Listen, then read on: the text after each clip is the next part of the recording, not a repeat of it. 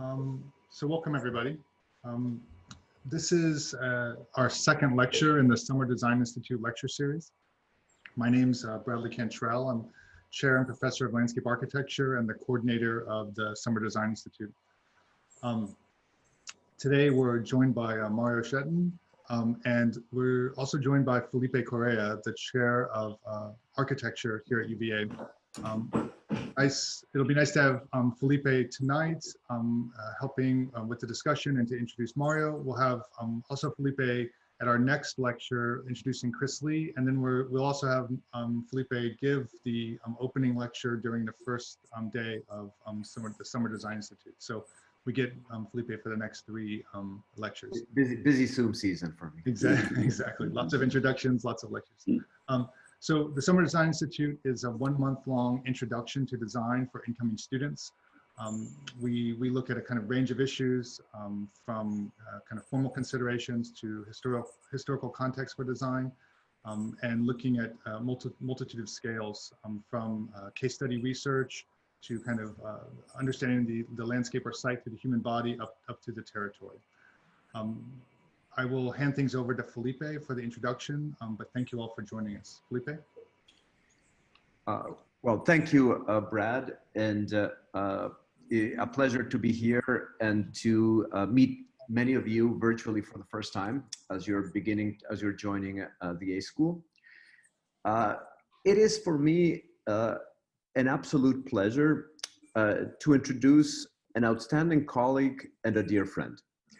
Mario Schjetnan to the UVA School of Architecture this evening as part of the Summer Design Institute lecture series. Trained as an architect and landscape architect, the work of Mario's design studio, Grupo de Diseño Urbano, has been a pioneer in bridging together aesthetic sensibilities, ecological principles, and social concerns, producing a compelling and far-reaching portfolio of landscape projects in Mexico City and the country at large. Beyond the complexity and beauty of each individual project, the body of work put forth by Schjetnan's office has been instrumental in building a body of knowledge around botany and ecology in a region where landscape architecture as a discipline has a minimal presence, yet landscape as a condition is inescapable and in need of design expertise. Educated as both an architect at UNAM in Mexico City and as a landscape architect at UC Berkeley, Mario's work shows the inherent power in finding the overlaps between these two disciplines, expanding the toolkit available to the designer in order to address spatial issues of greater complexity across a larger set of scales. Having spent a significant amount of time in Mexico City myself, Mexico is a city that has taught me a lot. Yet perhaps one of the greatest lessons came from your work, Mario. In looking at your projects and at the disciplinary space you have constructed in the city, I have learned how powerful design can be in improving quality of life when meaningful and relevant questions are asked by designers. And I am delighted that these lessons can be shared with the UVA community today. Welcome to UVA, Mario, even as I said, if it's only virtually for now. Welcome, Mario. Well, thank you very much, Felipe and Brad. It's a pleasure to be at the University of Virginia at the School of Architecture and Landscape Architecture. I was there several years ago, and it was a wonderful experience for me. Today, thank you very much for inviting me, and I'm going to show you well, some of the projects that we have done in relation to the work we have done recently. And as I say recently, you know, in landscape architecture and urbanism, where things take a long time to come to fruition and to be really participated and to grow and to interconnect with the city. I'm talking about 15 years or so of some of these projects. Some of these projects take more than 10 years to be produced.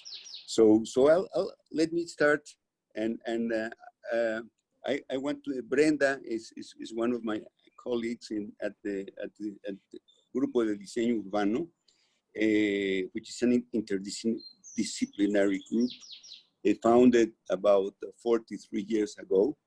And we have continuously worked in Mexico, Latin America, and the southern part of the United States.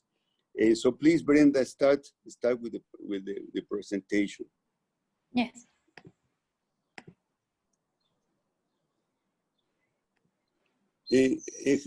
I have named this talk Reconciling City and Nature, which is part of a book that was recently published by the National University of Mexico. And it shows basically, well, the name is very important because that's what we have been, reconciling city and nature. Then continue, next. I'm going to say next, Brenda. Yes. Well, the first thing that is present in our projects is that we really do look at the nature of place. By nature place, I mean all the ecological factors, the social factors, the physical factors, et cetera, of a place. We really have to understand, and that's where we really stand out. We do research, we immerse ourselves. The second thing that is important in our work is that it's definitely interdisciplinary, and everybody says that, but in our case, I think that one of the most creative aspects of our work in Grupo de Diseño Urbano is one of the most creative aspects is inviting the right people for the nature of place, nature of the project. The third concept is, of course, in terms of sustainability. We have been very, very much involved in relation with water, in relation with recycling of the infrastructure, of all infrastructures we have become obsolete, and the aspect of sustainability, particularly with the relation of water, which is critical in our country and in Mexico City, is very important. The fourth aspect is to really understand the issues of culture, history, and present. We really believe that you know, society and history is built upon layers, and that you have to really understand those layers and those parts of culture, how those culture finally comes to manifest itself in the landscape. And the fifth element is that architecture, landscape, and urbanism is a continuous medium, a continuous whole, that you can start a project by looking at it from the urban point of view, or you can start an urban project from looking at the landscape, or looking at the and architecture at both ends of this place. So I see architecture, landscape, and urbanism as a continuum. And finally, the fifth element, or the sixth element, is quality of design and quality of product. We strive to have finally a quality of design, a quality of product that really improves the lives of the people that we're designing for. Next, please.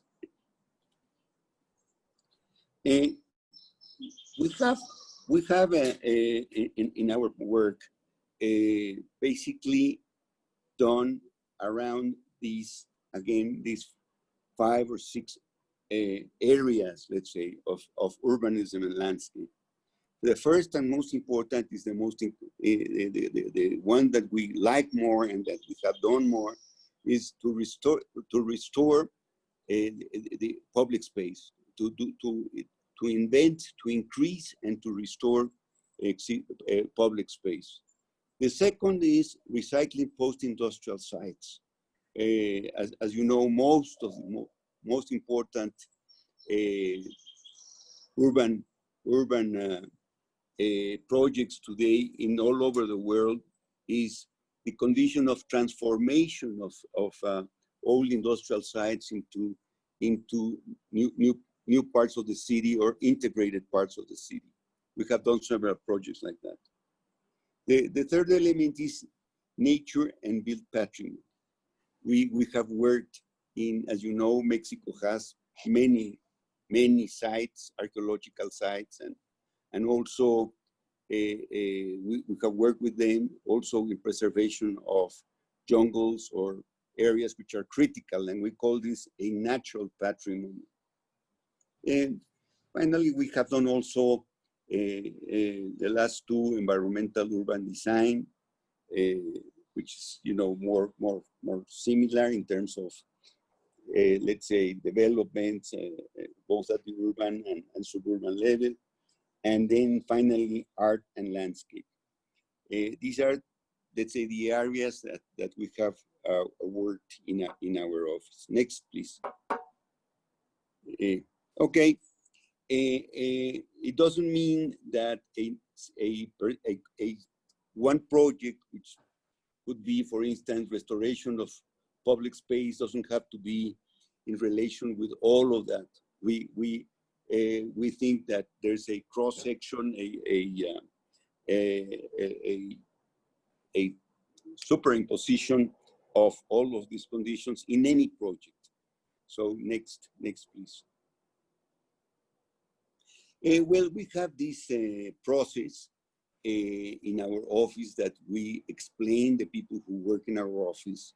That is, the first thing is the client. Who is the client? The objectives of the client.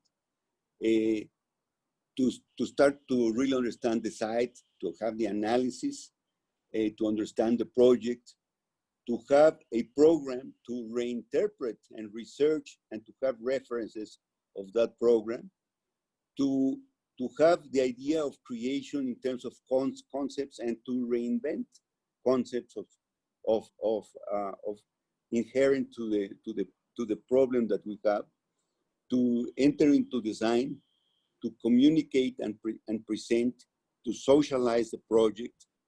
And of course, the three variables that are at the center are the community, the executives or authorities, and the advisors and consultants. Once the project is approved, of course, it's the development, the coordination with engineering and so on, the construction. For us, very, very important. We really believe our projects are about construction.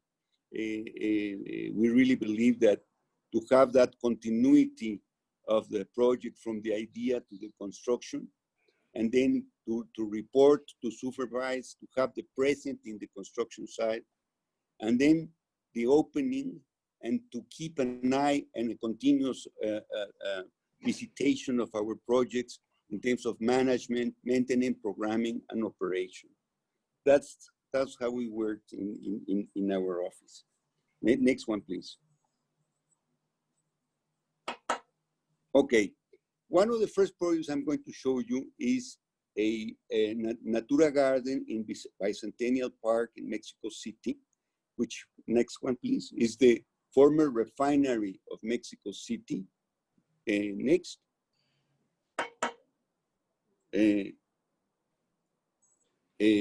Brenda? Yes.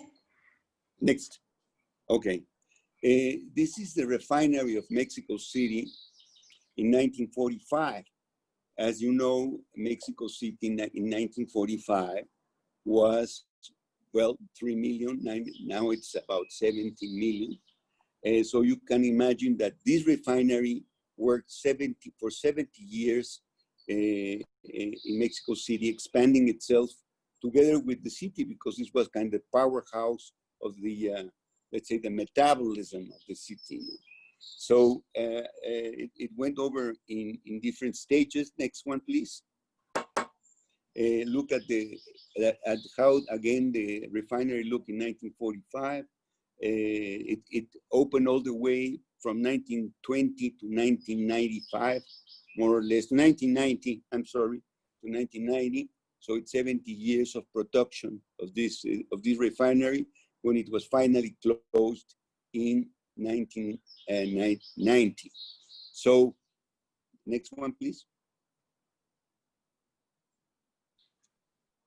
Okay. So a process let's say, deconstruction of the site went through from 1998 to 2004, and a process of remediation of the site. As you may know, of course, through the years, there were many spills, many issues of gases and so on into the soils, and finally there was a process of remediation with basically in three forms. One, the cleaning and watering of the and washing of the soils. Secondly, the extraction of gases, and thirdly, and the most aggressive one, of course, was extraction of solids and liquids within specific areas. So we worked together with several scientists, many universities that were in charge of the remediation, and we were in continuous, let's say, interaction with them. Next one, please. Basically, there were two conditions that we should, let's say, respect. One was that we had to work from the actual natural level of the site up. That is, that we couldn't perforate this layer of contaminated subsoil from 0 to 8 meters. So everything that we did was to go from the 0 level up, including also at the level of the lakes. If we wanted to do a lake, no, we couldn't do it under here excavating, but we had to do it on the level 0 to up, basically. Okay, next one. As we started to work in the construction, we had to, excavate at some points, and suddenly we could find pieces of pipes which still had some kind of oil, and we had to clean them again because there were many layers from the 70 years of production. Next.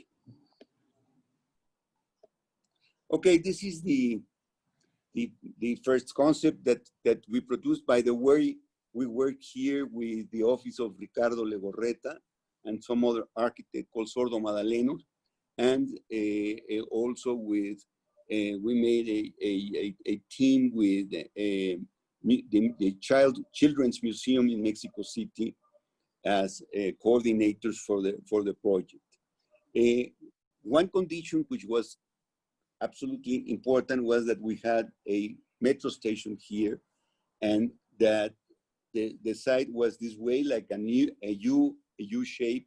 So basically, we created this concept in a series of gardens. 5 gardens were defined in order that you could come to any of the 5 gardens at any time, and then be in different, let's say, atmospheres or kinds of a system of small parks.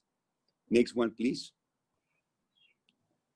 Here, then we progressed to the concept in terms of the mobility, the movement of the site, where we started to create these 5 gardens. First one, this is the Natura Garden, which was a botanical garden, an area for concerts and sports, an area for let's say family, an open area, area for water, and an area to recycle some of the buildings here for an energy museum. So as you can see here, the continuity changes in character, but there's a continuous, let's say, movement of the park, both this way, and that way. Okay, next one, please. Here is the master plan, the final master plan. As you can see, this is the Natura Garden in the circle, the Refinery subway station. And the idea was that you would enter the park through a botanical garden in order to have culture, the botanical culture of Mexico, as an important issue of entering the park. Then you could go either to the concerts, to the sports, to the families, and so on. Or you could come with a car and then enter to the car and have your car in the back part of the park, and then have easy access to any of the gardens, let's say, of this system of parks. Next one, please. As you see, any kind of, let's say, a post-industrial work is very difficult because as you deconstruct or refine, you know, you take out all of the contamination, then some kind of eerie landscape comes. It's the most important thing is to make it human again. How do you make it human? How do you connect it to the city? How do you make it part of the city? How do you to make it ecologically green and so on? Those are the big issues of post-industrial sites. Next one, please. Next one. Well, this is the entrance to the park, and this is the entrance to the Natura Garden. As you enter from the metro station, you enter into, and you can start to see the different gardens in terms of the xerophytes, or the Chinampa gardens, or the tropical gardens, the evergreen, the pine trees, the oaks, the wetlands, and so on. We wanted to have the 9 conditions of basically nine types of biomes as there is in Mexico. Next one, please. Here, for instance, this is the different biomes, coniferous forest, tropical evergreen, mesophyll, mountain forest, xerophyte, shrubland, oak forest, temperate wetland, deciduous tropical forest, desert, and especially an orchidarium. You know, so the idea was that you would enter into the park from the metro station.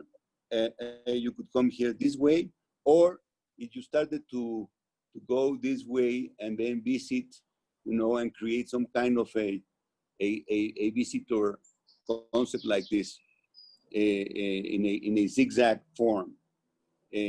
Next one, please. Again, as I told you, the idea was that the project would start from the level 0 up. So this was the level of let's say of design. So a very interesting condition happened here about the topography of the new botanical garden. This was dictated by the roots of the different biomes. For instance, this is the biome of the coniferous forest, but look at it here at the evergreen tropical forest. It's deeper. The oaks are shallower. The xerophytes are even shallower, and the Chinampa was built on artificial tanks. And then the orchidarium was done in a original an original a pre-existing cistern, basically. Okay, next one, please. Okay, You can see here, for instance, now the reality from the air. This is the this is the orchidarium. That's the Chinampa, and two of the tropical and the fog forest. On this side, the pine forest, the oak forest, and the xerophytes, and the deciduous low jungle.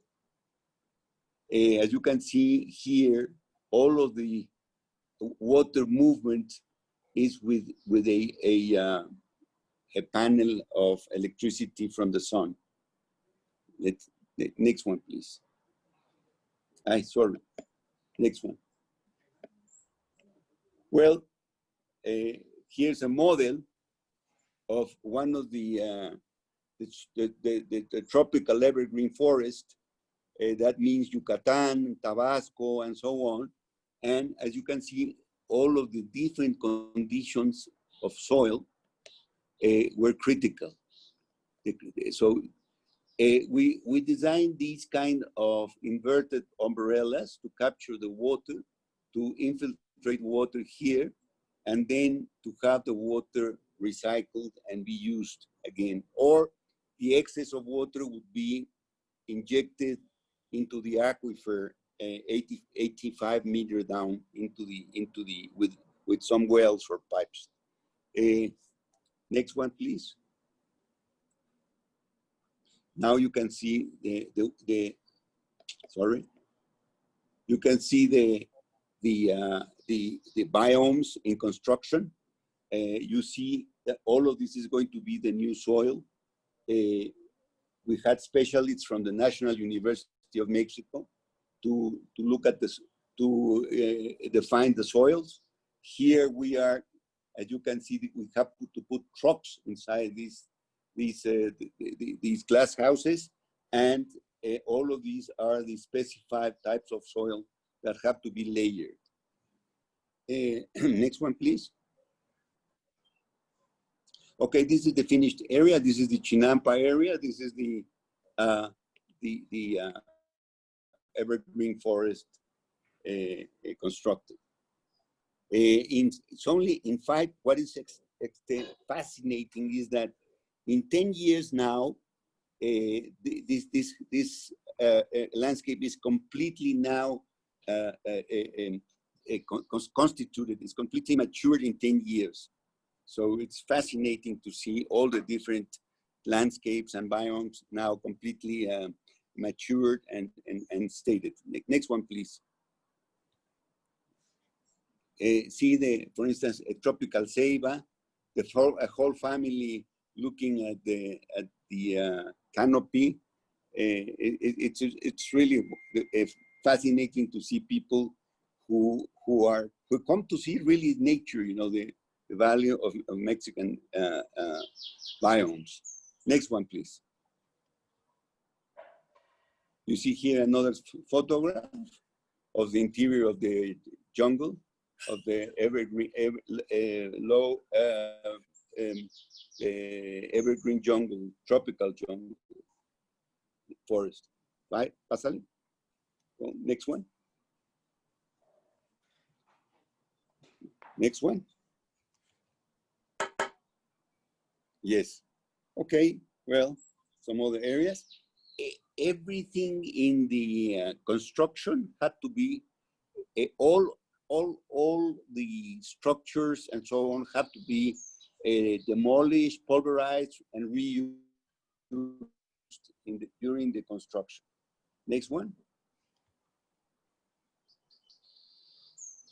This is the construction of the Chinampa. As you know, Chinampas, we're going to say something about it. This is one of the characteristics of Mexico's pre-Hispanic culture, the production of these artifices which were created from here. Next one. Next.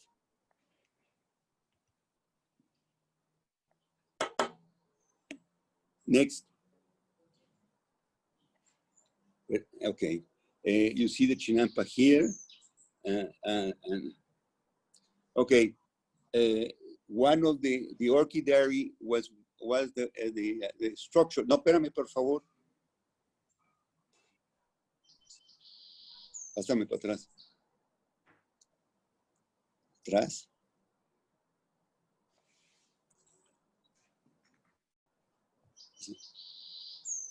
Brenda. Ok. No, ya en la de, por favor. Ya está, ya la pasamos. Ya el orquidiario, please.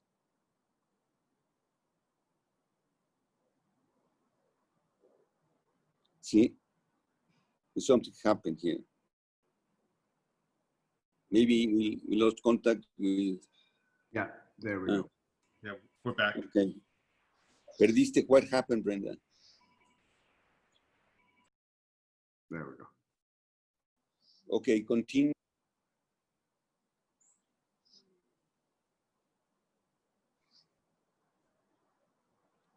Continue.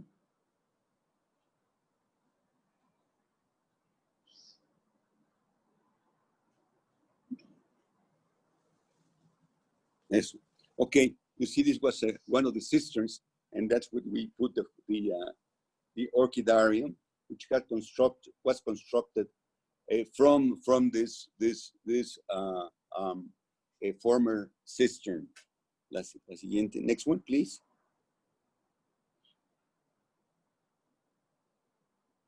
The idea was to have a continuous kind of forest, low forest, tropical forest, and then to go over in these platforms or passerelles.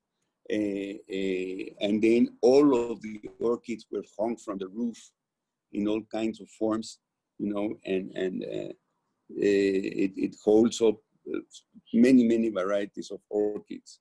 And people visit it with a great joy in this place.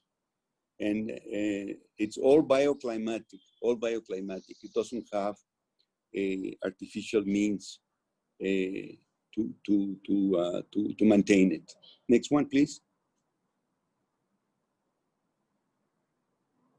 Yes, you can see here the pasarelas, the decks that go over the jungle, let's say the forest, and you see that there's a next one, please.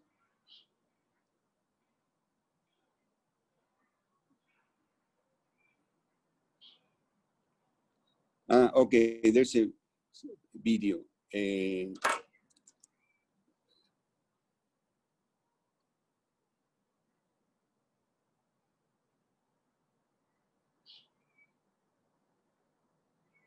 It's not running well, but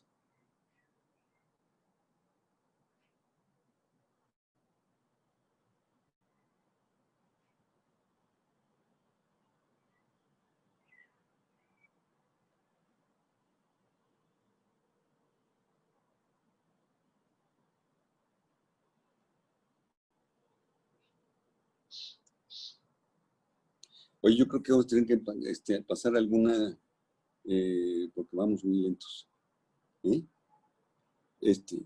Corta, ¿cuál corta? Nomás fijar en 4 proyectos. Sí, no importa. ¿Ok? ¿Por qué no está corriendo bien el video? ¿No? Yo lo veo como secuenciado.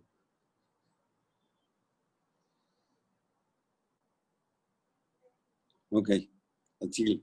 ¿Estás mal en tu conexión o qué? Ok. Next one, please.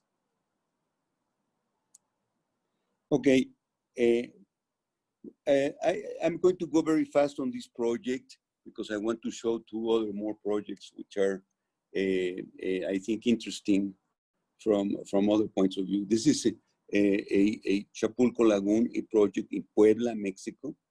As you see, it is a lagoon which contains and has the condition of flood control. This is the area where finally the floods come.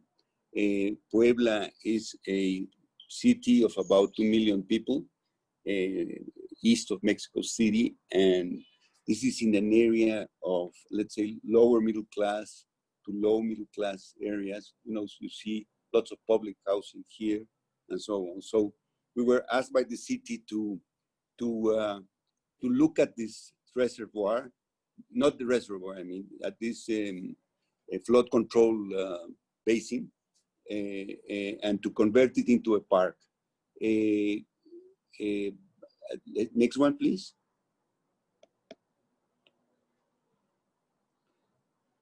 Okay, well, of course, we had to look at all of the conditions in relation to the hydrology, basically, and the existing vegetation and so on, the connection again to the aspects of the city, to the areas of the high density public housing and so on.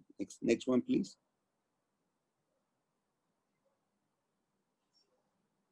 We had to excavate again the whole of the basin, the whole of the dam, and then to recalculate the amount of water that we have to hold for the floods. Next one. Okay, this is the master plan. We came up with the idea of having a permanent lake and then a continuous linear park in order to follow the water. Here is the dam, and then the water flows out and so on. You can see here the context, the urban context on the right, and then the program, let's say, on the left of the master plan. Next one. This is, I think, one of the most interesting aspects of this, let's say, the dynamic character of this lake. When we have a storm, first of all, we ask them to have this body of water in continuous all year round, in order to really have not a vacant, horrible, let's say, black hole there in the city, but to have a lake, the actual lake. And then, of course, with the rains, it could come up all the way through the steps, and we made these steps so you could measure how much water came up with a different storm, and then this amount of water have to be evacuated in 24 hours in order to receive a probable another storm. So I think this is quite interesting, you know, how this landscape is very dynamic in terms of its water, in terms of its hydraulic character. Next one, please. This is there's a plaza, there's kind of what we call an alameda for people to hang out. Next one, please. You can see here the steps and the level of the water, which can go up to 2 meters up. At the end, there is a building that is a community center and an environmental educational building that we designed there. Of course, this was on top of the lagoon, so it had to be very, very light and with the conditions of all the different soils, which were very soft soils. You can see this new housing now that has come around the park, and you know how it's improving the area in terms of accessibility to this park, which before it was closed down link, you know, chain link and so on, and they threw all kinds of things into the not the permanent lake, but this let's say this dam for control of storms, storm control dam. Next one, please.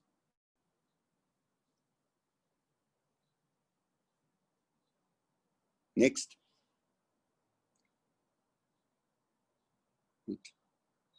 Pásale.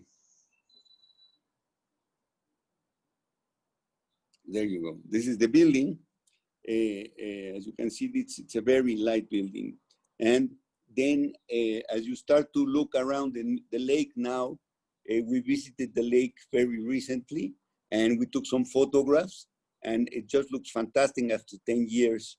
And the maintenance is exemplar for this type of public parks. Next one, please. Go around the site. This is an old photograph. We created these kinds of beaches, we call them playas, in order to have amphibians and to have different fowl, you know, attract birds, attract egrets and so on. So we created these different types of ecological water plants. Pásale. Okay, this again, a very old photograph, no trees. You can see here. Next one, please. This is, look what has happened in 10 years. It's extraordinary. This is an area to look at the different dogs and so on. It's a place to look at dogs, to have, and there's some other islands that are for as areas to breed and to eat. But what is fascinating is to see the evolution, the dynamic evolution of this place. You see the housing project at the end. Next one, please. Continue. Take it continuous. Look now that how this has evolved over 10 years. Very well taken care of. Community use it every day from 6 o'clock in the morning to 8 o'clock at night. Pásale. Next one. Oh, and then suddenly a very fair, like suddenly a fairy tale came here, and there are people who come here to take the photographs of themselves for their quinceañeras and all kinds of things that have happening here, which are wonderful. This is how the community starts to take possession of these areas. You know? Next one, please. Well, I'm going to, let's say we have two more projects. We're going to show this project is one of our major projects, which we started in 1993. We have, as a matter of fact, been asked to come back after all these years to redesign and to improve and to do major restoration of this park now at this moment. Next one, please. Well, as you know, Mexico, one of the most important inventions as scientific inventions of the pre-Hispanic culture was the Chinampas. These are islands built on top of the lake and which were able to produce up to 3 harvests a year. So very, very intensive, kind of perfect ecological, sustainable production of agriculture. And over the years, because water was taken from this area for Mexico City, look what happened. The area of water was depleted. There was sinking of some areas, flooding of others. So in 1993, we were asked to participate in a major project of restoration and construction of a new major park for Mexico City. Next one, please.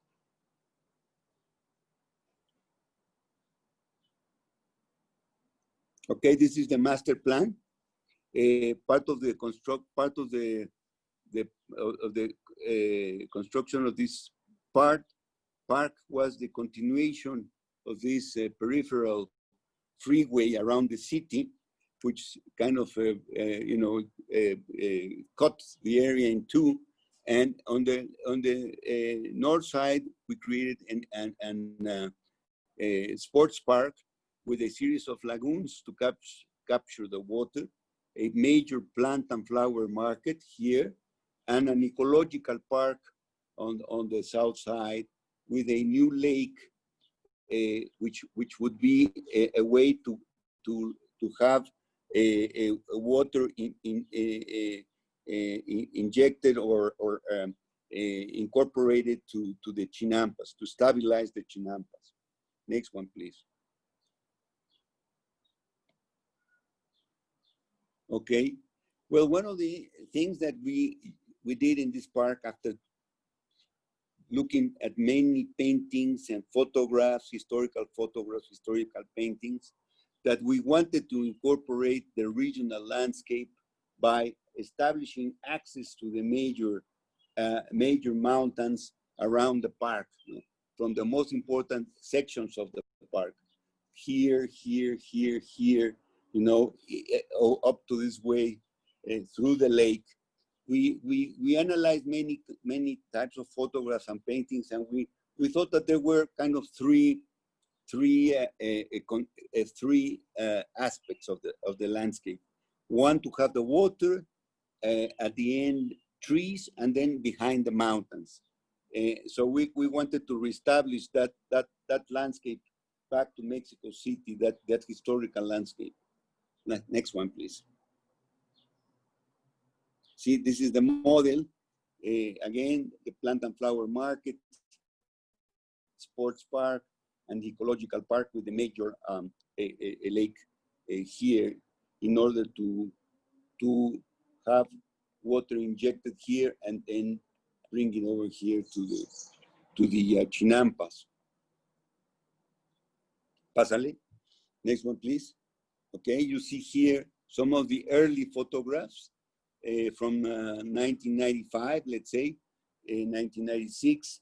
You see now the landscape is starting. There are very few trees. We had planted 25,000 trees, but they were small, and the idea was of a system of water bodies, let's say, of wetlands, to attract birds and to have many conditions of wetlands, to have many aspects of immigration of birds and all types of birds here in Xochimilco, as well as, you know, some of the Chinampas here to reproduce them, something like here, etc., etc. Pásale. This is the plant and flower market. It's a huge plant and flower market where people would come and sell their production of the new plants that they were now having to sell to the people. Next one, please.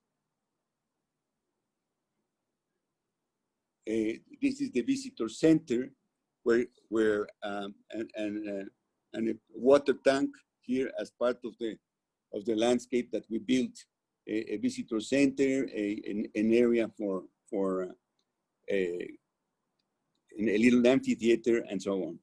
Next one. Well, this visitor center has this platform on top to look out into the landscape, and at the center, this round, a circular patio, which looks out to the sky, you know, and the way you come in from this part, you go around, and then you finally suddenly find this lake behind the building.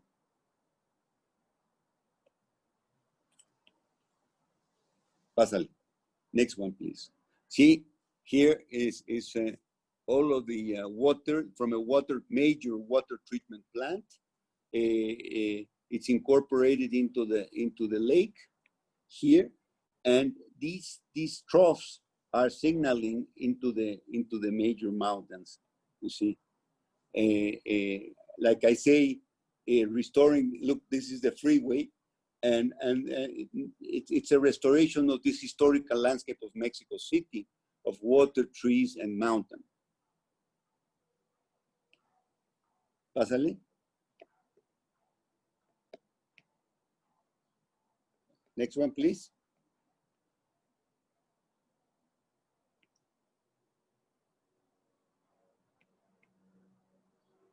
See, next one, yes, no. Next one, yes, that's right. This is where now the water is coming out from the water treatment plant, and it is a continuous 24-hour fountain. It's part of the infrastructure. It's not really a fountain. It's the infrastructure which is exposed now as a piece of let's say water beauty. La siguiente. Yes, many types of birds have come back, and now you can see birds from Canada as well as the United States here. It's extraordinary, really, the amount of different types of birds that come back to this area. Right, next one, please. Yes, this is part of this new restoration. You can see that we have redesigned the central plaza. We have cleaned the lakes, etc., etc. Next one, please.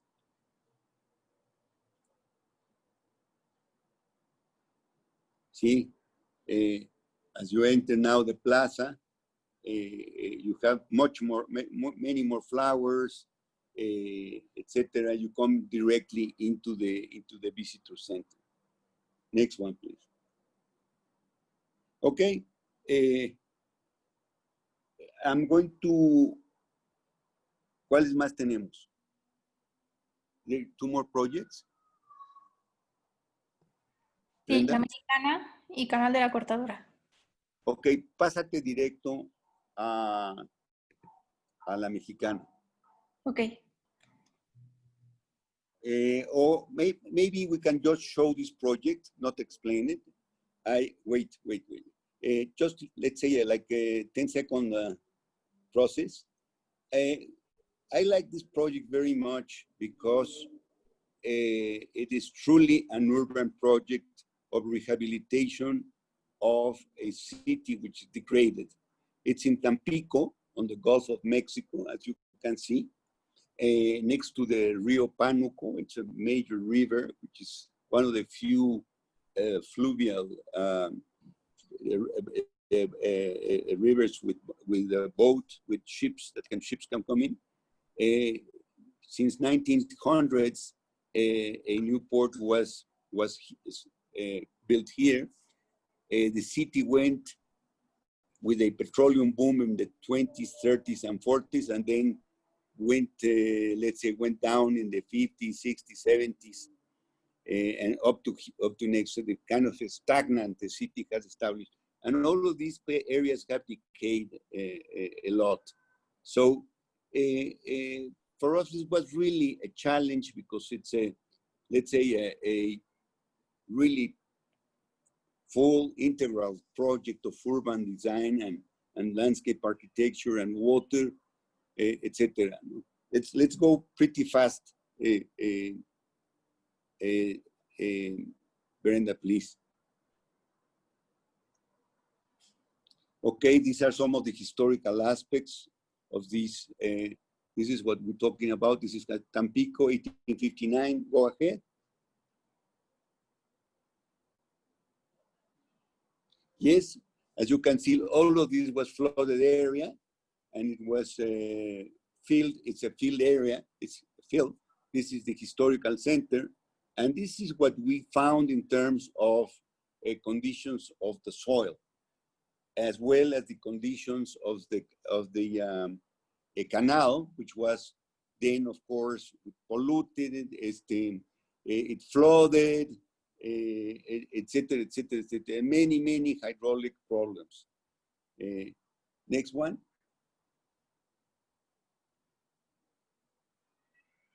Next one. Yes, we established 9 urban strategies. I'm not going to go through it, but this is how we established the strategies in order to explain them to the people in Tampico, you know, to be navigable, to have waterfront access, etc., etc., new pedestrian path, connections to the city, to improve the water quality, to connect the neighborhoods to the downtown, both pedestrian and by cars and buses, to restore some of the buildings and to open up opportunities for investment. Next one, please. This is some of the, well, the master plan, creating a series of plazas, markets, amphitheaters, kiosks, restaurants, playgrounds, and so on. And here you see the possible areas for investment and improvement of the whole district. La siguiente. Yes, so this is the final product. You can see that we created a new canal, wider, deeper. We created 9 vehicular bridges, as well as 7 pedestrian new bridges. Next one, please. These are parks that go up and down so people can have. So this is more or less what you can encounter from the Lagoon of El Carpintero to the area of downtown Tampico. La siguiente, sorry. The conditions of the soil were extremely poor, as you can imagine. It was filled, and we designed everything from the canal shafts, the bridges, the pedestrian ways that go next to the under the bridges, the improvement of the canal, etc., etc. La siguiente. You can see here the borings, all the conditions of the soil, and so on, and how these have to be with piles, etc., etc. Next one, please. And this is again the finished product. Now it's 1 mile of pedestrian, continuous pedestrian, let's say linear park and canal, and public buses that go over the bridges, etc., etc. Next one, please. See some of the activities next to the canal. Some areas we had to leave cars to go into the houses. Others, you know, to have the like a public fountain here. Other places for social activities, presentations, and so on. Theater, music, and so on. This is the market plaza, etc. Next one. The improvement of the water quality, as well as the as you know, well, birds that come back, etc. Next one. The city has gone into a program of public murals, which are fantastic in relation to the culture and history of Tampico. These were done by professional artists from Tampico itself. Next one. Next one.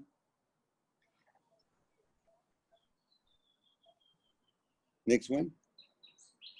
Yes, many kinds of festivities have been implemented or come back. You know, for instance, Dia de Muertos, like this, for instance, on the water, exhibitions, all kinds of fiestas or festivities, murals to have temporary outdoor galleries, etc. So it is fascinating for me how a landscape, let's say, of infrastructure becomes an element of culture and of pride. Pásale. And finally, this is it's open. This is completely open. This is used at night because Tampico is very hot, and all the people come out here for outdoor to take the cool area of the night. A place where nobody comes here. On the contrary, it was stagnant. It was smelly. It was a problem with drugs, etc., etc. Now it's the second most important place that that the people from Tampico now declare. That next one. Okay, the final project. You have okay. This is the most recent project that we have done in Mexico City. It's called La Mexicana Park in Santa Fe, Mexico City. It's a very interesting project because it's a very new model for the construction of parks in Mexico, and it has proven very, very successful. Basically, it's an area of 40 hectares, which used to be, this used to be a quarry for the production of, for the extraction of soil, sand, and gravel. And the idea was to create this park in the center of this Santa Fe, which is kind of a edge city condition, as you can see here from this photograph. You look at Mexico City is down there, and this is way up in the mountains, in the hilltops of Mexico City. So there was not a square meter of public space in this area, although very high-end people live here. Of course, it's high-end, as always in Mexico City, with poor people, next to poor people. So this park was in a kind of ecotone between poorness and richness, and the park becomes a place to meet. The park, for many, next one, please. This is what is very interesting, this new model. It's 70% of the park. No, it's mal. 70% of the park, 70% of the area of the 40 hectares were dedicated to a park, and 30% was dedicated for the construction of apartments, high-end apartments. But basically, the developers negotiated with the city to build the park first. So there was a consortium of three elements, let's say, the Mexico City government, the Santa Fe Neighborhood Association, and the developers. They were able to negotiate that the developers paid fully for the infrastructure and the park itself, and that the park would be then maintained and operated by a trustship, and that the Santa Fe Neighborhood Association would maintain the park and through park concessions and other incomes from the park itself. So this is a new model that has worked very well in terms of its maintenance, operation, security. It's a fully open park, no charge to enter, etc., etc. So, little bit about the history. Look, this is how the quarry was for 50 years. They make this huge, huge cavity or hole, an enormous hole. And then after the 85 earthquake, this area of Santa Fe kind of was an area for development of high-rise area, and so on. So next one, please. You can see here part of this condition of excavation. Just to imagine, this is 70 meters tall, like a 30-foot tall building. And we started to analyze the topographical conditions very closely for the park, the infrastructure, as well as the main, let's say, structures of the park with the connection of the future buildings that were going to be then be developed by the developers. Next one, please. The entrance to the park. these are, the park is basically open, like I say, 24 hours. These are not, this is not doors, they're just areas to enter. And you can see here the various modes of movement within the park. The idea of this project is to use the topography in a very particular way. Next one.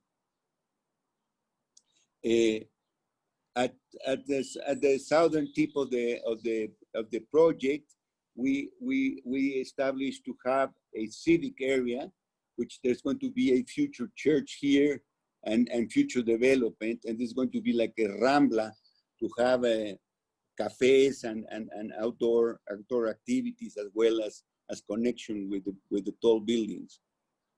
Next one. One of the major concepts in terms of hydraulics is to have this central rain garden or bioswale, captures the water from all of the park as well as the buildings, and captures it and filtrates it through the soil, and then it gets it into a huge cistern. Next one, please. Next one. Yes. Okay, this is the bioswale now in a recent photograph. It has already in 2 years completely, let's say, established itself as a landscape element. Okay, you can see that all the water comes in, you know, and goes into the bioswale, and the bioswale goes continuously all the way to the cistern and lake. Ay, perdón, sorry. This is the cistern and lake. It's a major system, storm tank. We are able to capture water here in order to irrigate the park for 3 months. The dry season in Mexico City is about 5-6 months, so we can have water for half of the dry season from the rain. Next one. So this is a huge infrastructure system that captures the water from all the area around, including the streets. And then this basically an amphitheater that we designed here with the acoustic shell here. And see, basically there's a linear concept here that you go up and down to the different platforms of the park, topographical platforms of the park. Next one, please. Hijo, ya nos pasamos mucho. Pásale. Pásale. Pásale. Sorry, I have taken so much time, but it's been very slow. No, pásale atrás. No worry, Mario. Take your time. It's yes. Everybody's very entertained. Yes, good. You can see here that this is the central plaza. You can see people from all levels of society in Mexico, and there is a continuous building here of about 300 meters long, which you can go on top of it. You can go on top of the building to have the continuity of the running path. And there are a series of kiosks and restaurants and so on for all levels of people. And this is the way that the park is maintained by the rent of these basically these concessions. We designed everything new here, the furniture, we designed the pavement, we designed the urban furniture, an architect called, ¿cómo se llama? What's his name? Brenda? Víctor Márquez. Victor Marquez did the architecture. It's a beautiful building. We located it in the lower part, so you wouldn't,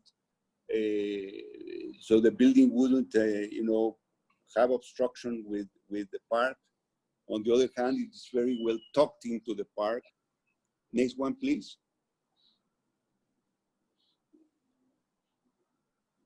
Okay, you see here, this is a very interesting photograph because it shows how from the main axis of the park, pedestrian axis, you can go either up to certain points of view, you know, so viewpoints, or you can go down to the amphitheater. This is the amphitheater. So there's always this condition of topography, which is mediating between the lower parts and the upper parts.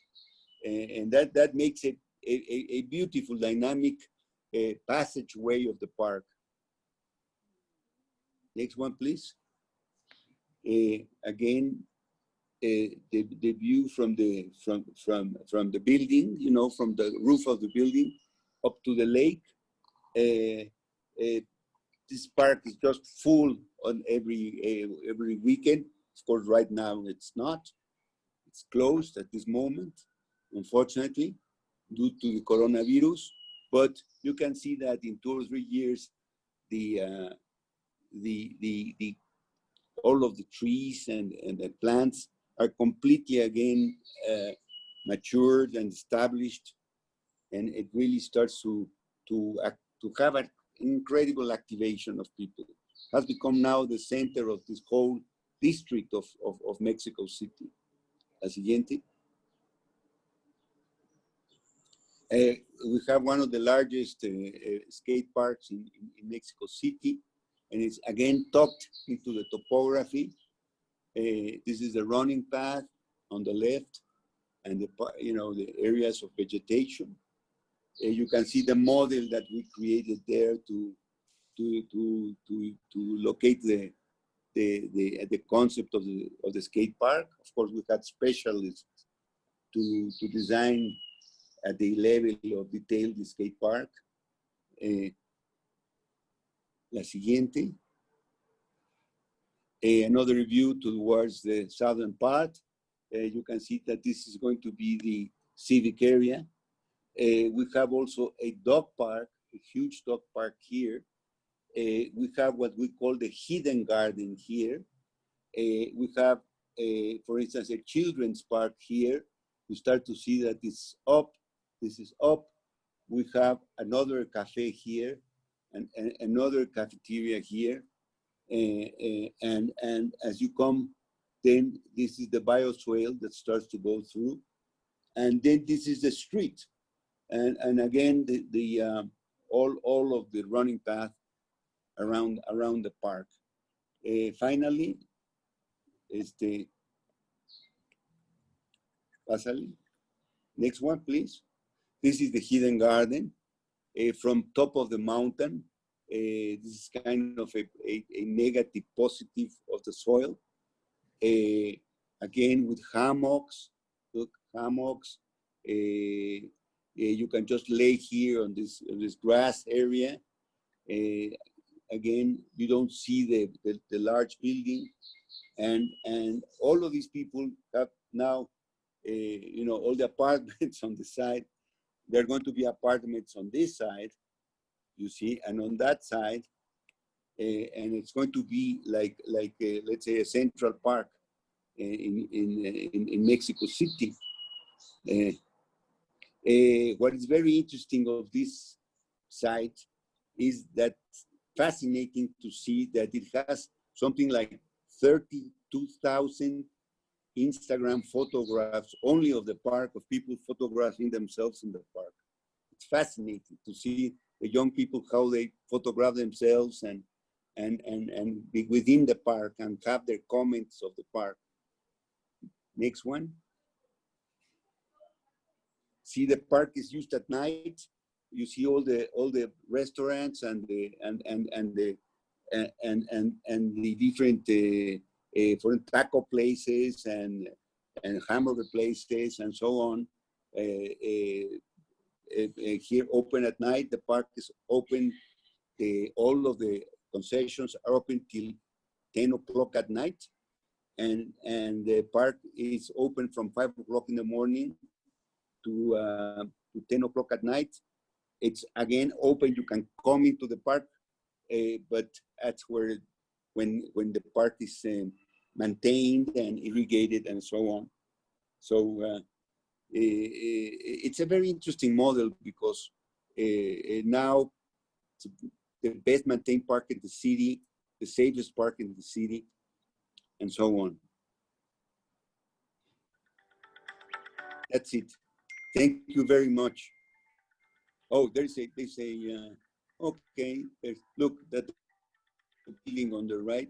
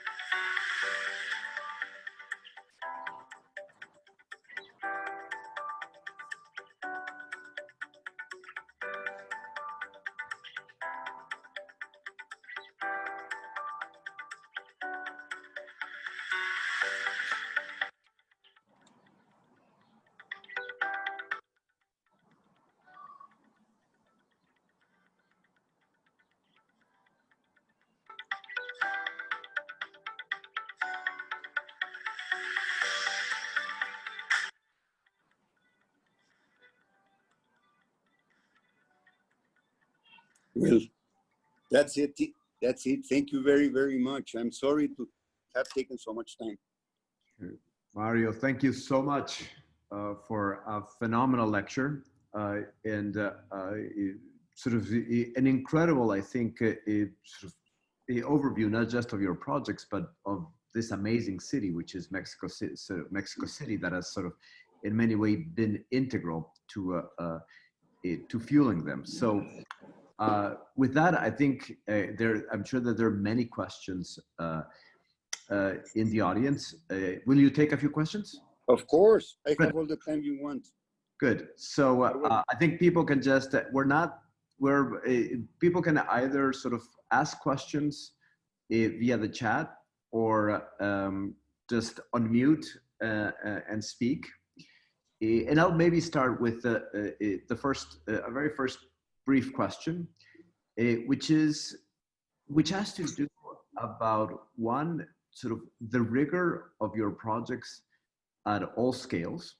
One thing that sort of I was fascinated by was sort of that you move all the way from sort of the larger sort of concept of a project and then showed us very precise construction details, right? There's a very broad breadth to the project.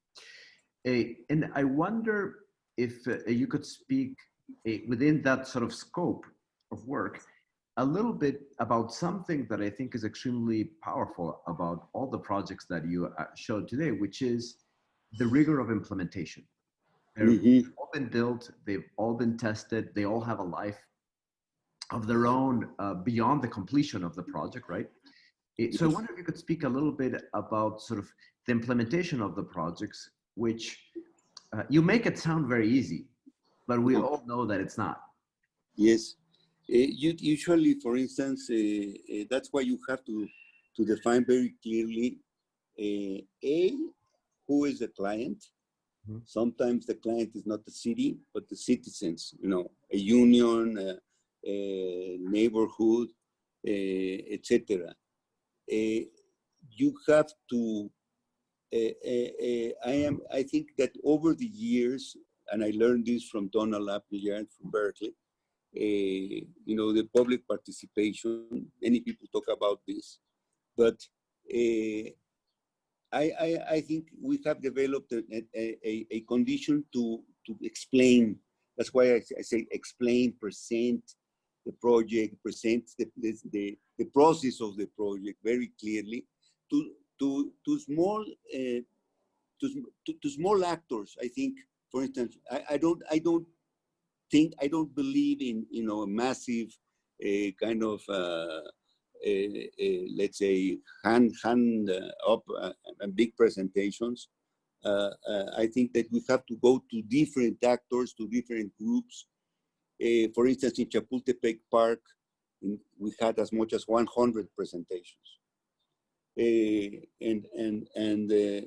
This means that you have to prepare yourself. Who are you talking to? Who's in front of you? What are they interested in? Who have their comments and so on. And the second thing is that a master plan is very important, but it has to be flexible. You have to be flexible, and then you have to be inflexible on the key questions, on the key issues, on the key concepts, on the fundamentals of the project. That's why I call in that process kind of the clockwise process. The idea, the concept. Those are non-negotiable in terms of, let's say, where the project is going.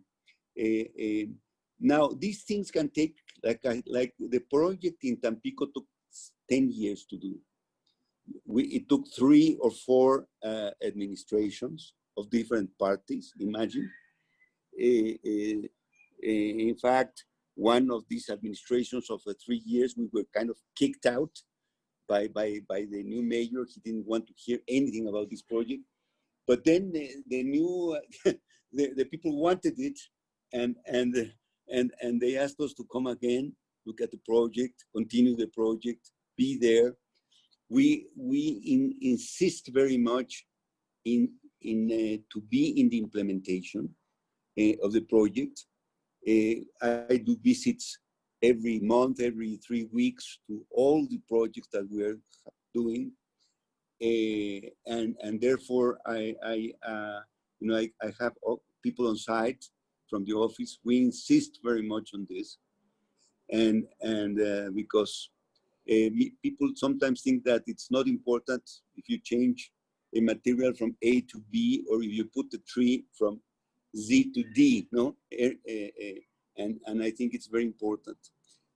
Other times it's important to come back and explain the authorities or the managers or the operators that why this fountain, or why this, for instance, you had to explain, no, this is not a fountain, this is an aerator.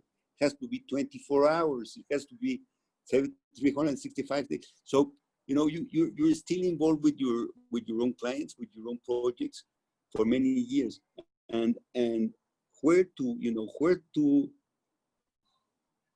how to have this continuity. We have been now 17 years with the project in Chapultepec Park, restoring the park, and we have had many mayors. And you can understand that a project as complex, socially complex as Chapultepec, where you have authorities from the city, you have a city manager, you have the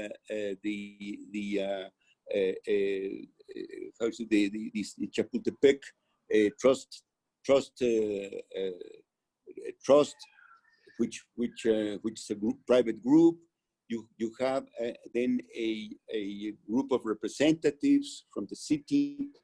So there's about 5 clients for this project. You have to be very careful how you explain.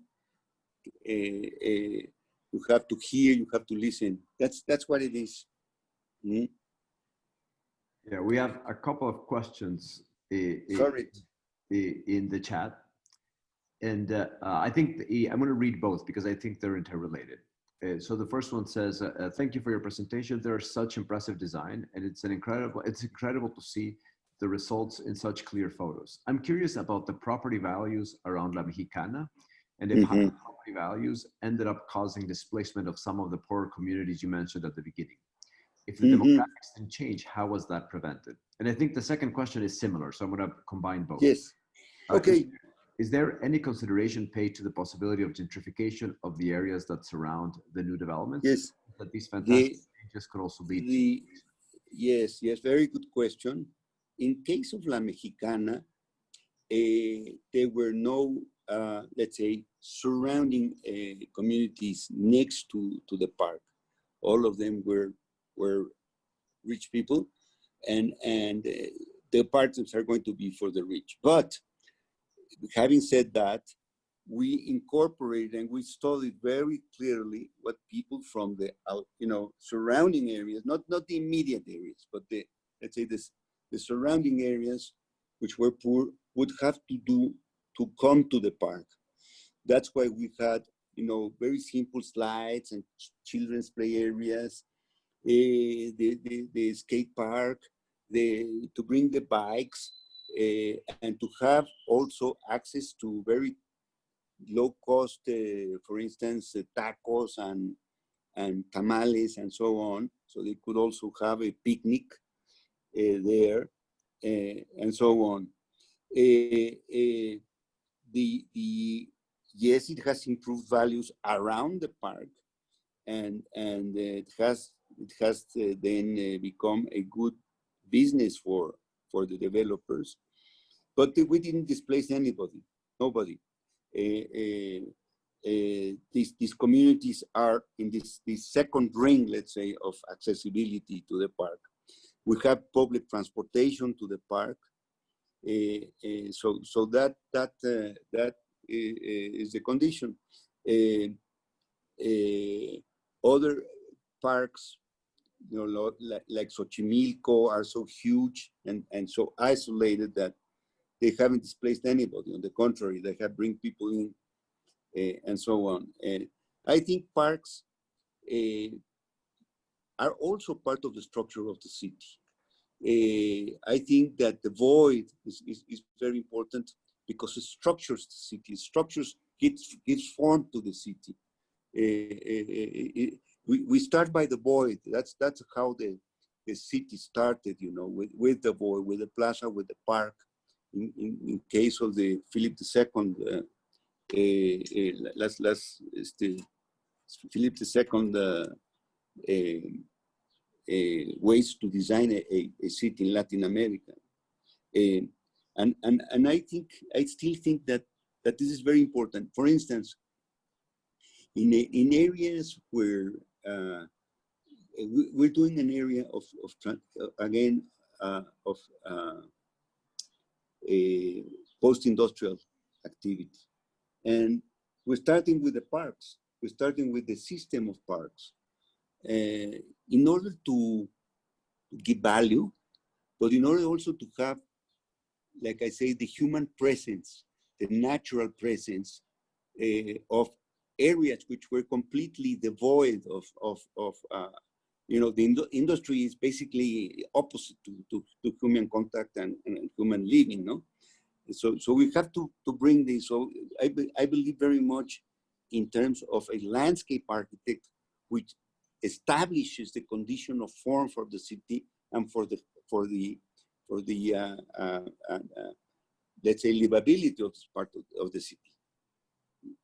I don't know if you answered the question, but that's the way it is. You guys have to come to Mexico City to look at these parks. We have, I think Jose has his hand up. Yes, we actually do need to do studios in Mexico City. It's been a while since I did one. Jose. Yeah, thanks, Felipe, and thanks everyone. Mario in particular, thank you for the fantastic talk. It was a lot of fun and really fantastic to see all your projects. I think in particular because the connection between architecture and landscape is not only extremely clear, but we can really see both. Your projects are, of course, parks for the most part, so completely landscape architecture, but we see the layers and layers of building and architectural thinking embedded into it. So I'm interested in how, in particular, your projects are mediating and making connections to nature and the city. So aside from the obvious idea of remediating parts of the city itself, like, for example, the derelict landscapes that you showed us with the Natura Garden project, where there's clearly a drive for having that project extend out into the city. But there's other projects where you bring instead the city inwards, like for example, in this last one, the Mexicana Park. And I have a feeling that you do this by embedding multiple layers into each project. So again, going back to the first project, it was striking to see some of the images that you were showing where you have a layer of what looks to be almost pristine, untouched nature, onto which there is a kind of a very manicured garden, on top of which there is a building, and then you bisect it with a road that all of a sudden brings the city together. And I just found that really both architectural and fascinating. So I wonder if you can talk a little bit about that. I'm sure the Yes. students, yeah. Yes, thank you. Sure. Thank you very much. Like I said, part of our interest is in terms of urbanism, urban design. So I think very much, and over the years, I have come more and more to understand this, you know, as these connections and these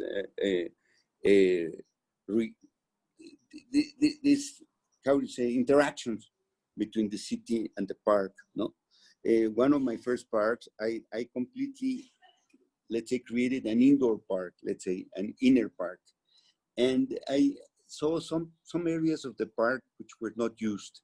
You see, some areas of the park which were very, let's say, kind of not abandoned, but let's say not used. And I said, no, it's because I didn't look enough to the conditions of the context around it. And as for instance, that's why my change was in Xochimilco. Even as, you know, it's a huge natural park, you see the connections are to the bigger landscape, no? To the geographical landscape. Those were my points of starting for that park.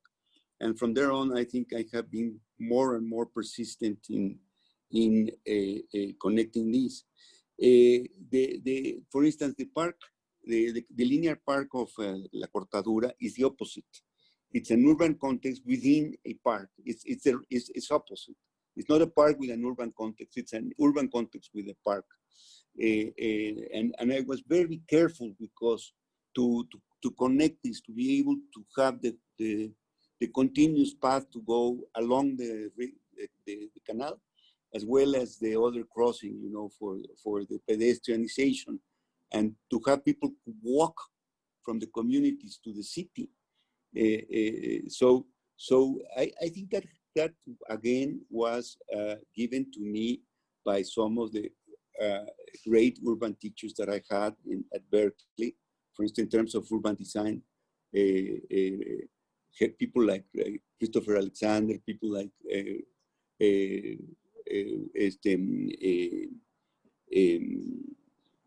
people like Roger Montgomery, people like the one I forgot I talked about is the Donald Appleyard, who had worked with Kevin Lynch, you know, and things like that. So I come from that, let's say, not school, because it's ridiculous to say that, but from that kind of knowledge, let's say, that kind of knowledge, a very people-oriented type of urban design. And I'm very glad that you looked at that and so on, because I see so many now landscape architects and you know, big projects of landscape architecture who have nothing to do with the city, no connection. They're just like big renders, and I don't see. It's just like a big piece of art, drawn, no? It's not that. We have to look at the city. We have to look at the context. We have to look at the social context, etc. No? So I'm very glad that you asked this question. Thank you. Thank you. Mario, we have one last question. Yes. It says, thank you for illustrating these projects so clearly. You mentioned that in the Xochimilco project, the Chinampas had to be rehabilitated, reconstructed in some cases. Since Xochimilco has a large population of indigenous groups, I want Yes. to know if any of the Chinampas were still being used for agricultural production at the beginning of the project, and who was left with the job of maintaining them after the project was finished, and if there were any participation of indigenous communities. Oh, yes, definitely. Definitely. And underlined. One of the main aspects of Xochimilco was in order to be productive again. There were two projects in Xochimilco. One at the larger scale, the Chinampas, but that was a 3,000 hectare project. I only participated as a consultant. There were engineers, about hydraulics and people with social promoters and also people in agriculture. And I only looked at it from the point of view of the landscape, let's say. But then we had this project of 300 hectare park. And that was specific on our design. But definitely one of the key objectives was to again be productive. They did a very interesting study demonstrating that if you plowed your Chinampa, let's say 1 hectare Chinampa again as a family, you could have more money than, for instance, the father of the family, which was, for instance, a teacher, let's say an elementary teacher, or a taxi driver, and the mother, some kind of let's say, other work, that you could sustain the family very well and be productive from the point of view of the Chinampa, David, and that you could then have more money as a teacher or as a taxi driver. And then the woman, the person of the house, the woman, would work, for instance, in some kind of other work. And those things were very important at that time. Over the years, because of mismanagement, this is not true. Again, there's a lot of, unfortunately, the Chinampas have been, again, how you say, urbanized illegally. And they have many problems, again, of water conditions, and as well as let's say, contamination and so on. But there are other areas next to our park, which are called the Ecological Area, which have been maintained pretty good. This is, again, about 1,000 hectares, about 1/3 of the Chinampa district, which are productive and which are being, you cannot build anything that is very, very strict to do it. And it is so because Xochimilco was declared a World Heritage Site, you see, in 1988. And that was the reason why UNESCO declared it a World Heritage Site, in order to save it. Part of the park was in order to create a buffer for the Chinampas and the Chinampa restoration too, together with programs to make them productive again. And yes, there are many indigenous groups going back way, way, way back. I have, for instance, one of my gardeners. The family is from Xochimilco. They live in Chinampa, and they have been for centuries gardeners. It's very, very fantastic. That's very interesting. Thank you, Mario. Julie is just making a comment saying that she's saying hello and that she remembers a studio she did with you, Julie. Of course. Many years ago. Of course. And wonderful. And I know it's getting late, but I'm gonna just ask one last question that I generally ask many of our lecturers, especially for our students. Of course, they're students at UVA right now, but in a year or two, they'll be out in the job market. And I wonder if you could explain a little bit, what are you looking for example, when you're building teams? If you were to recommend, what are the 2 or 3 pieces of advice that you would ask, that you would tell our students about what they should sort of, not necessarily focus on, but what you would be looking in a recent architect or landscape architect that has recently graduated? What would that be? Yes. Okay. That you have to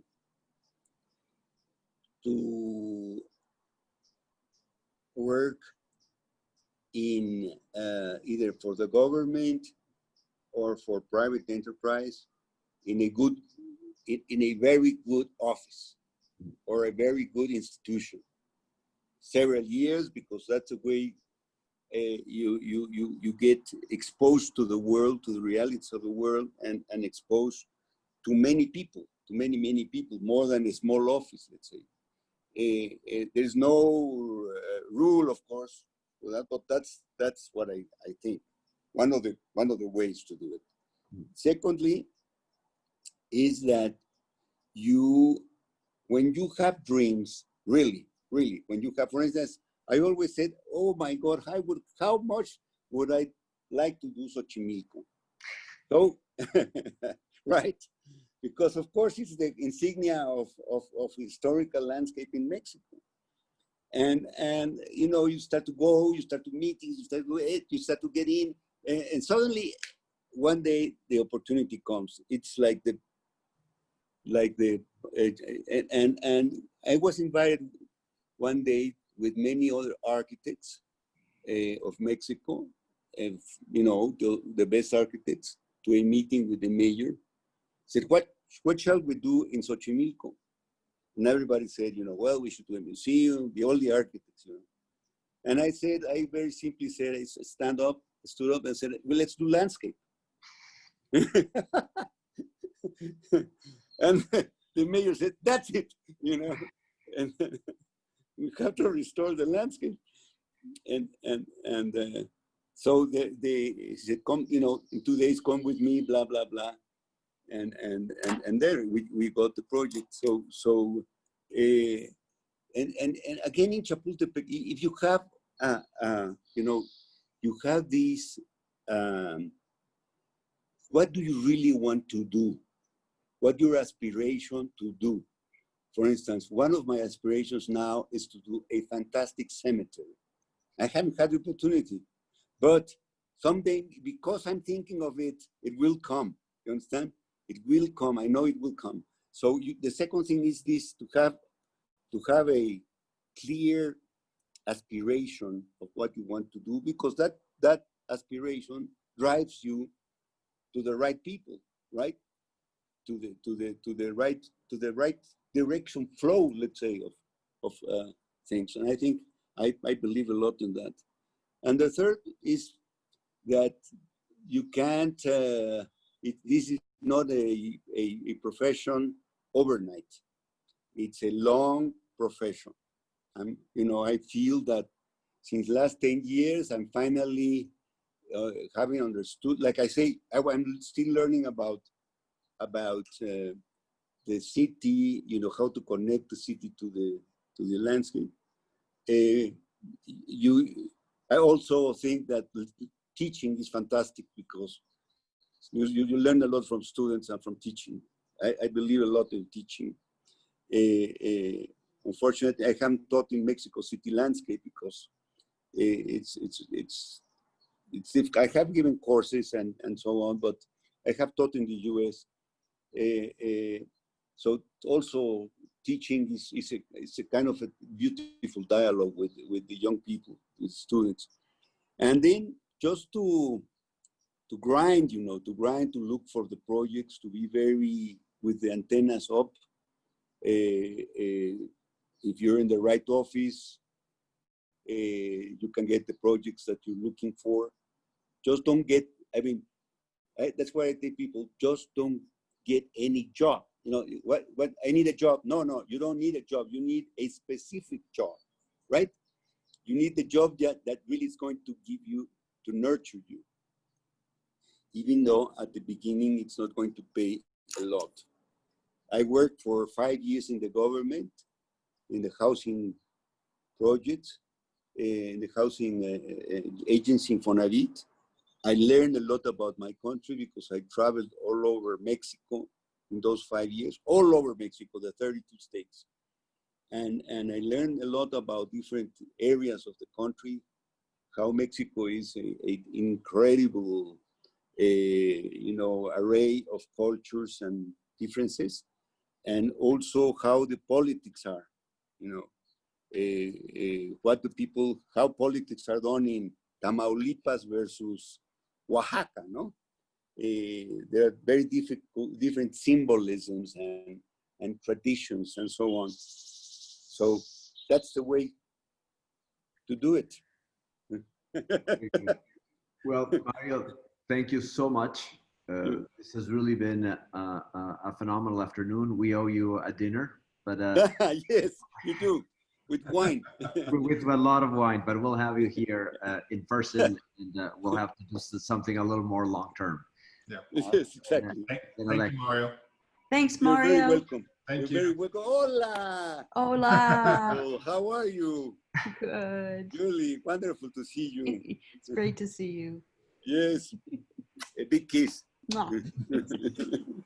Very good. Well, Mario, once again, thank you, and we'll cross paths hopefully very, very soon. Yes, bye-bye. Thank you. Thank you. Bye, Thank you. Good to see Mario. you. Goodbye, Julie. Bye.